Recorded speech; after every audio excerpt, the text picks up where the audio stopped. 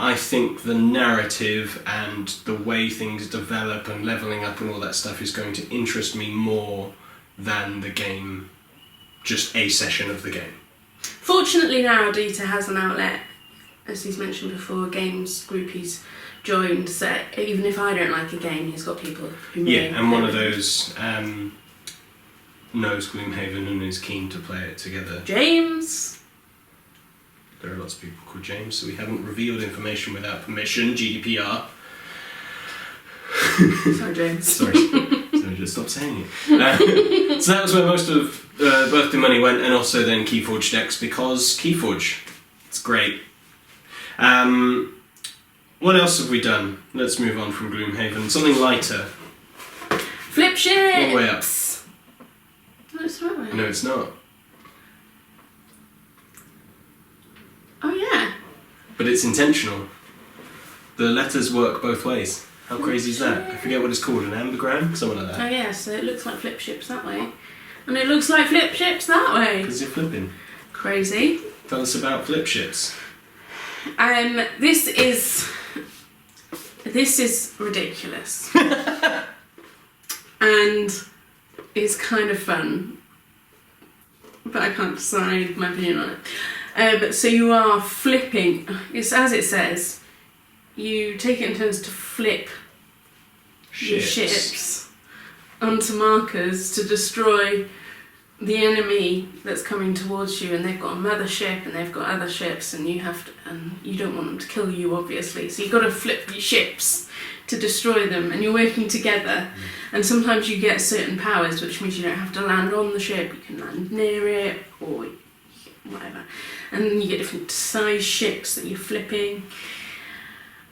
It's ridiculous. It's a bit ridiculous. But we enjoyed it more the second time. Yeah, we did enjoy it more the second time, and that I wouldn't want to get rid of it because I sort of still really like it. And it was such a bargain.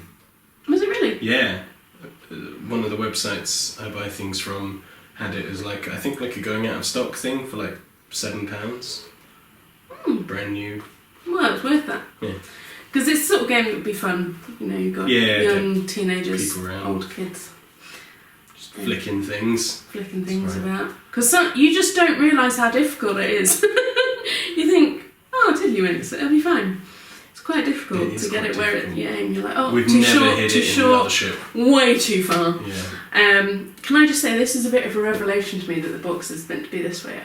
I've Well, always thought it's this way. because your ships are going up to meet the invading force coming down, so our Well, ships it makes are going sense now, and also the words. Oh no, the words are both. Some of them, it's both, but if you go by designer and manufacturer, it's that way up. Anyway, that is flip ships. That is flip ships. That is what we call Renegade. Yes.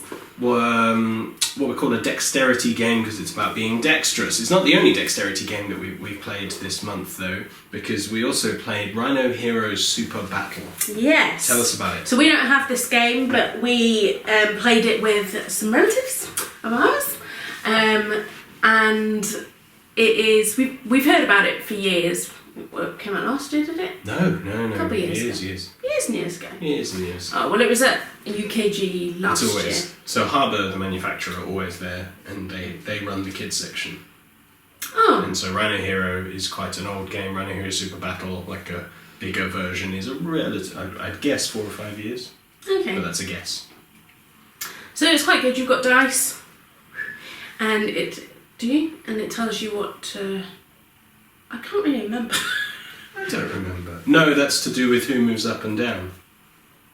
Oh yeah, so there are dice. So the floor that you choose tells you what walls to use. And then you have to use the wall cards and then balance that floor on it. Okay. Then roll the dice to see if you move up levels or down. I can't really You remember, maybe have to put but monkeys on it. it's a kids game, Yeah, it's but kids. there's fun for adults as well, which is a good kids game. It's silly fun. And you're stacking and you're balancing, and you've got to balance little monkeys, which is fun. And yeah, that's it really, isn't it? But That's it. It's simple. But it's a good one. Yeah. Like it's simple but a good one. Like I recommend it if you've got kids. It's good. And and we also played with Ticket to Ride London that we'd bought for them.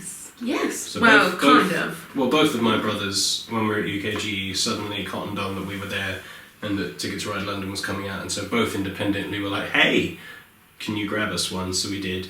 But they paid Yes, for it wasn't so a it wasn't gift. like a gift. No, Not we that bought it generous. on their behalf. Yeah. And it's fine. It was better the second time we played it. Sure. So we played it before with the other brother, Mhm. I believe, and because we had been used to Ticket to Ride New York, and we were Still better. it's still better probably, but it's a different scoring system, Mm. and we weren't used to the London one, and so we felt a bit, oh, this isn't comfortable. But having played it a second time, it seemed more possible The zone thing. to Yeah. score with the zones Yeah. than it did the first time, because our minds just weren't working that kind of way. Yeah. So we enjoyed it more. So actually, it's gone for me anyway. It's gone up in my estimation. And it says Not a 8 bad plus on the game. box, and we played it with our 6-year-old niece, and she was absolutely fine. Like, it's just that kind of simple game, and yet Yeah. we as 2030s something people thoroughly enjoyed it as well. It's Yeah. Ticket to Ride is just a really good series of games for that family style thing. There are the harder, like the Germany one is harder, or like the tighter Nordic countries UK thing, and then there's the big Europe one which everyone can play, and then there's these small ones that literally Really? genuinely everybody can play, and yet are still really good, and yet Yeah. half the price and half the time. Really good series, always worth checking out. I've taught a few things to a few people over this time. Mentioned this in our UKGE thing. This is one of the ones we picked up. This is Tiny Towns. This is like a mobile game, but not, because it's a board game and tabletop game. But it's the concept of you put 3 things together and then they shrink to become the thing on the board. And you are building a tiny town. And it's got loads of wooden pieces, which is really cool. And both the sets of people that have taught this to, our pastors and then people at the group, both times, both sets of people went, oh, can we try that again? Like, immediately, let's try it a second time. It's a 30-40 minute game, so it's not like a quick filler one where you're like, yeah, fine, let's do it again. They were interested enough by it to go, yeah, let's try that. And each building, apart from one, most of the buildings have multiple versions that they could be, so each game will be slightly different and your approach needs to be different. And so I think it just has enough in there to really engage people. And yet, conceptually, if I can say that word, You may. I did, no, I mean, it was a struggle to say. Super simple. Yeah, You I put will say red, blue, and there's- yellow, and you get this one. There's a bit of that frustrating, like, you can reach points in the game where you just can't. You realise that you just can't make it work. And there's nothing you can do about that once you realise that there are no spaces that I can fit things into anymore. That's a really frustrating point. That's not to say And it's the more almost you not play, a negative the later thing in the that game becomes- because it's frustrating, but it's That's just part of the game. Yeah, Yeah. your first couple of plays, that is usually a third of the way into the game, you go, oh. Yeah. But the That- more you play, I'm probably You get 2/3 of the better way at- through the game, you go, oh, I've done it wrong. But everyone's having that. Yeah. And so Yeah. it's good. I'm enjoying it. So it's been one of our most played this month, second only to Onitama, which we spoke about last month, which is amazing, which we love. Yeah. But just on that frustrating point, sorry, going to come back, this isn't continuity. On that point, I generally prefer games where anybody feels like they can win right up to the last point. Yeah. So I think that is, on reflection, I think that is a negative of this game, is that you kind of like at some point. Sorry. you Equally, can't why you don't like point trackers. No. because you like it looking like anyone could win. You want to right have until that the end, expectation, as that opposed hope to being all the way I'm through. halfway back. Whereas I don't mind point trackers. Because he's usually winning. No, not at all. Because usually games that have the point trackers also have end game scoring. And so you're looking at it going, it looks like I'm losing, so everybody's ignoring me, but I've got all this stuff which actually I'm going to smash out these massive points at the end.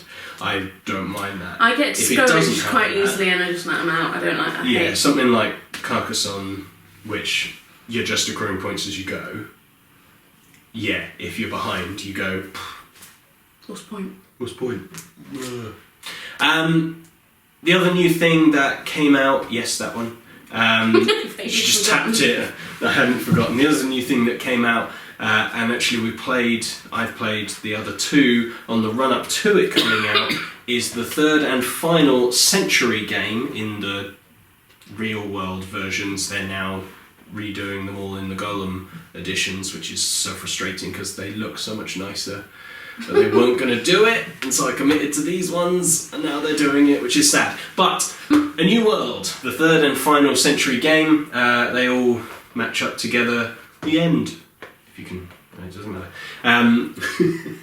All three match up to make a panorama, and all three games can be played independently, but also can be combined to make lots of games. So across 3 boxes, you've actually got 7 games.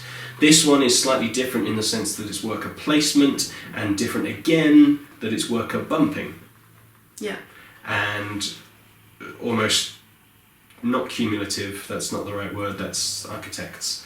I don't know what the word is, but if you've put 2 workers there, if I want that space, I have to put 3 workers there. Yeah. And so it's resource management, but the resources are the workers. Mm-hmm.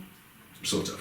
But it's the same idea of you get cubes, you turn them into other cubes to be able to get other cubes to turn them into different cubes to get points. You pull all your workers back, then you can play them out again. But with this, the point cards also give you powers. Which is this is the first time this has happened. Normally the points things you just put to the side, they're the things you're building up. This, they're much easier to get and they are lower points because you need more of them to finish the game. But depending on the type that it was, it gives you a power, either a symbol for endgame scoring, or it makes locations cheaper, you don't have to put so many workers, or if you go to these kind of places you also get these. So it builds a little engine, and at the same time when you claim a points thing, there's also bonus tiles that you can claim 3 of in a game. Yeah. To plug into your player mat, which again make things either cheaper, better, endgame scoring. And it's a clever development. I like it.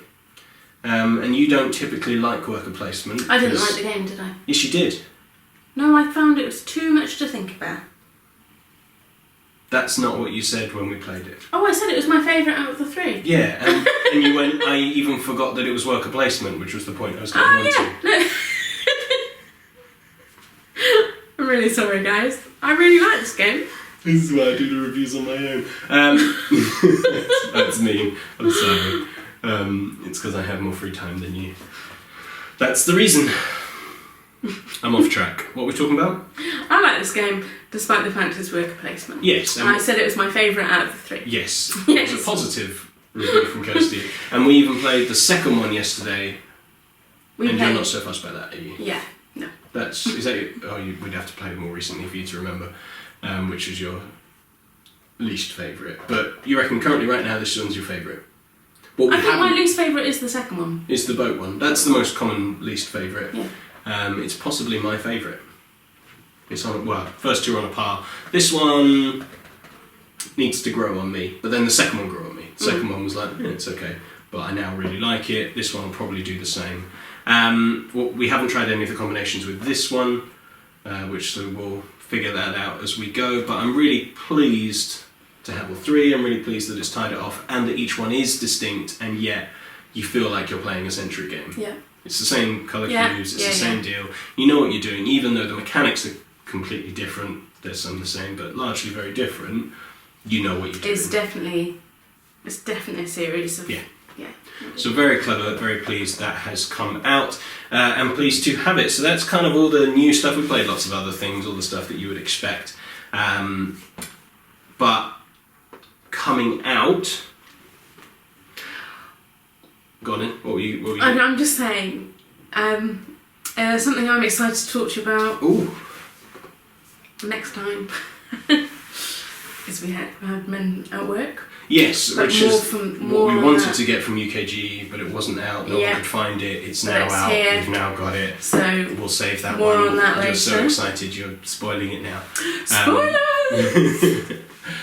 So that's coming out from us. My review of that will come out in a couple of weeks. But no, the third set of Keyforge has been announced and is available for pre-order to come out in November. I'm excited. They've added two new houses that are again distinct and add new status things. So there's new tokens that you need to get for the new set, which is why they've added different types of products. You can just buy the decks, you can get the starter set, but now you can also get what they call a deluxe Archon deck, which comes with the new tokens as well as a single deck. Yeah. But I want the special box with all the fun things in. Yeah. So that's coming out. Stonemaier have just announced their next game from Jamie Stegmaier, who runs it, and he does some of the designs on his own. They've just announced Tapestry, which is a civilization building game, which we've not really played civilization building games because Seven Wonders and Seven Wonders Duel don't really count for me. They don't feel like Civ games, they feel like just drafting games. And it just I don't happens know to what be a Civ game feels like. building a civilization. So starting at one point in history, building up your civilization until a different point in history. No. It's one of those. Yeah, we haven't played one. You'd know. Okay. You'd know. As to say, Seven Wonders I don't think counts because it just feels like all drafting games. Just it happens to be about that, but it doesn't matter what you build. You're just doing blues or reds or greens or yellows or a combination. So yeah, interested by that. Painted minis, interesting. Anything you want to play this month? I know one of the things Men at Work you're very excited for. Spoiler, I like. Spoiler is great. It's great. More on that though later. Yeah. Stop spoiling. You spoiled it. We have got a church weekend away coming up, and so Yes. we're going to have to decide what Camping games to take camping. Also, other people at church, there's loads of people who are aware that we like games, and so there's a certain expectation that we're going to bring some. But if you have any suggestions on what games you take camping or we should take camping, do let us know. We've got maybe a couple in mind. One game that we think we talked about and we decided would be a great game to take camping, but we haven't actually got, is Hive. We've played that before, we've played it camping before. But that's great for us to go camping because it's 2-player. Like Onitama was great when we were camping last week or a couple of weeks ago. Yeah. But that's only 2-player. So firstly for us, people. so Hive, Onitama, those kind of things. But yeah, for larger player counts, considering weather, considering table, we may or may not have one. All these things. Do you what know are any good games that are camping good games? handheld games? Because quite often you are just sat around in camping chairs, don't have a table. So yeah, please do let us know if you have them. We'd be really interested in your suggestions and ideas. I'll be putting out videos in between now and our next update, but you can get involved as well by subscribing to this channel and hitting the bell icon to stay updated. You can follow us on all the usual social media platforms, Facebook and Twitter, and Instagram is the one. Yeah, and we've just learned that we can't do links unless we have 10,000 followers, so invite your friends. We're only about 10,000 people short. Yeah. But thank you very much for watching. We will see you next time.